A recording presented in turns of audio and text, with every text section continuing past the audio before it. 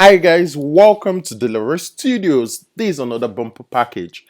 We'll be looking at the Recyclerview, which is basically part of the Android View Group package. Just an improvement to the list view. You could do a lot of stuff with the Recyclerview, which we all know. You could do the swipe. You could actually inflate different view orders and create different wonderful layouts out of the Recyclerview. We're going to actually switch gear. We should be familiar with Recyclerview at this moment, but we're going to be dealing with the Kotlin version, how to write a basic Recyclerview in Android using Kotlin. So let's get that started. In the build Gradle, the dependencies you need to include your Kotlin version, and you could also include the core KTX version 1.3. That's the latest version at the point of this video. And you can actually leave the other defaults, the constraint layout and the espresso. You get that out of the box, and you're fine, you're good to go. We'll be using a file, a JSON file, JavaScript object notation, where we're going to actually highlight the data that will be consuming into the recycler view instead of probably hard coding. This is like embedding a file into our project. You get to do that inside the assets. You add that in the assets. Let's quickly look at the JSON file. You have JSON just like a dictionary data type in key value PS, where you have the keys as name and the value alongside, just side by side. You have up to 10 items, just different Android version from Cupcake down to the Android Pie, which is Android 9. So you need to add that into the asset folder because you're trying to embed a file into the Java package. A quick peep into the layout files. We have the activity main, which is basically the recycle view. You inflate the recycler view this way. We actually using the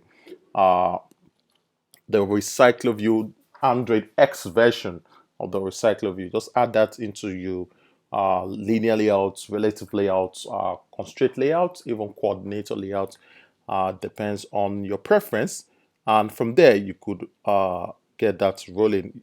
In any recycler view, you need an item because the item constitutes the rows of each of those columns. So in the item, we're going to basically be adding two text view, one for the name of the particular Android version, while the other will be a subtext, probably a description or the version of that Android version. So you have the two text view right there in the linear layout, stacking underneath each other. That's fine. So from there, we'll get to look at the juicy part, which is the Java class. The main activity is the entrance into the application, where you're going to extend using app compact. You use the extend this way. If you're familiar with Kotlin, this shouldn't be strange. And you set the content view right there in the onCreate method, which is part of the method you need to override when you extend the class app compact activity. We're going to actually create a variable called val, called model, and the result of this value will be when you read from assets. So it could be a list, it could be anything.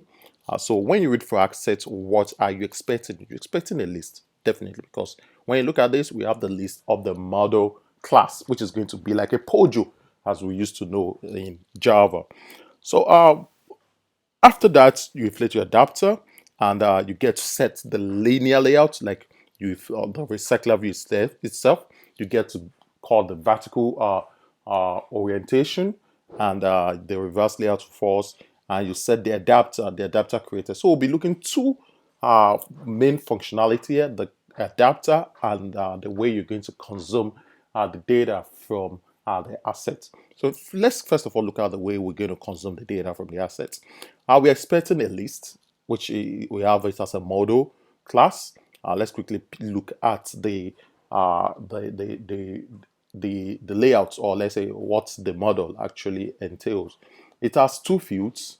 The first is the string, a val name called string, And the second is the version, name and version. That's the name of the Android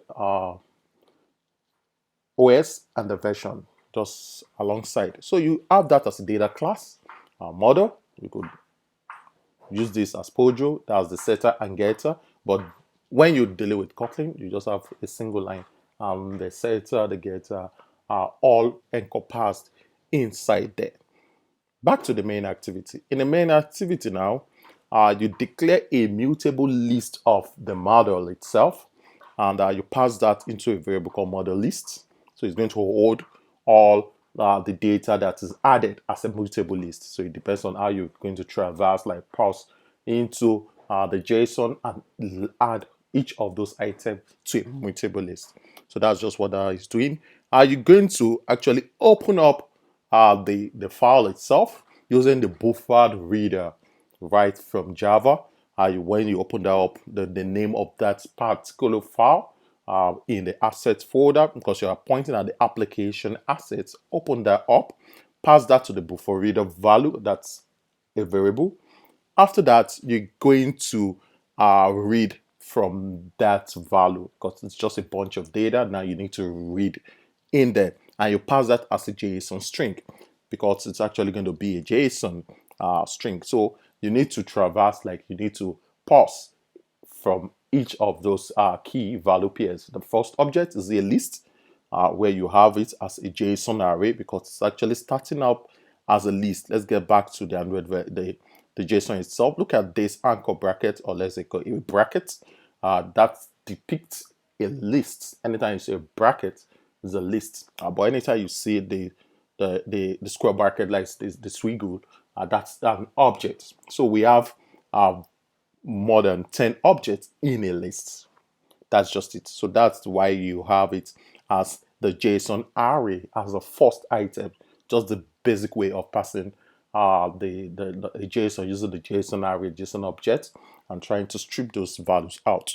So you have the array right there, and you could iterate through those arrays using the for loop. You use the standard for loop. Now for I in 0, that's the list, the length rather, from 0 to what is the length of the array. So it could be 10, it could be 15, it could be 20. That's from the beginning till the end. And you minus 1, just like the way you have the plus plus when you're dealing with basic Java. And from there, you could be able to strip out the data using the JSON objects. Now you have the index as I, which you could actually get each of the item for one of the the first index 0, the second 1, 2, and so on. So from there, you could be able to get a value assigned to that. That's the key, and the value will be stripped out. So let's get to strip out the value. They are string data type. Basically, we don't have any of the double. We don't have float. You could have different data type as values, but now they are all string with a key of name and also the key of version. So you strip that out and you add those values to the model list. So in first iteration, there is index 0, you strip the name and version, you add that to the mutable list of model, and the same thing goes until you get to the end of the list. So with that, you're going to have a standard model list of data, which you get to pass as the model here, which moves down to the custom adapter, because that's the value itself that the custom adapter will be using. So the custom adapter will be the last thing to look at. Just the basic recycler. Now you have it shorter, but still with all those salient points: the onCreate view order, the onBind view order, and also the get item count of the whole array. That's the list, the length of the array, or the size of the array. So now you're going to actually declare this way. You're expecting the list is a mutable list, but it's also a list of model. And you have the context if you need to actually pass context from the activity.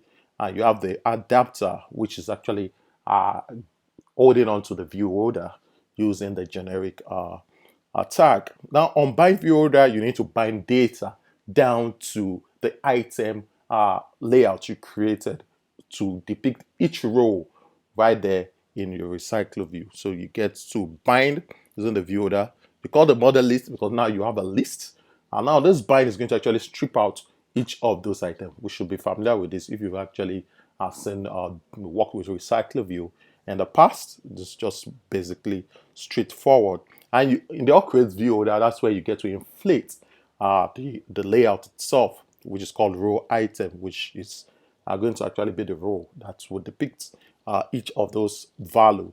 And the item count we have the size of the list that were passed from the activity down to the adapter.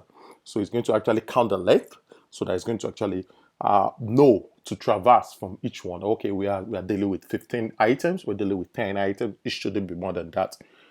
So that's just what the item count is doing.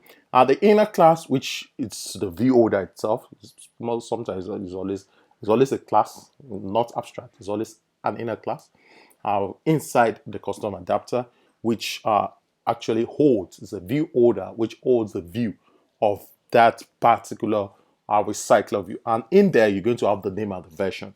That's the view we're expecting. And you bind that using the text, and also bind that also to the version.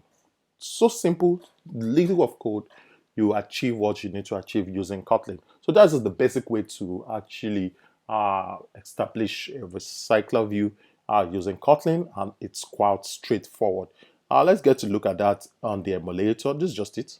Look at the list of items: Cupcake, Android 1.5, Android 1.6, Eclairs, Frio, Gingerbread, Bread, Honeycomb, Ice Cream, Jelly Bean, Kit Kat, Lollipop, Marshmallow, Nougat, Oreo, and Pie. And so those are the items that we're consuming from the JSON file. So this is just the basic entrance on creating a Recyclerview. We're going to be adding a lot of cheese to our Recyclerview. We're going to be dealing with swipes to delete. So we're going to actually be attaching a click listener to an item, so that we can click an item and go to a detail page, all using the Kotlin framework. So that's just what we'll be doing in this bumper package. So don't go anywhere. Thank you very much for hanging out with me throughout this video, and stay glued to the next video. Thanks very much.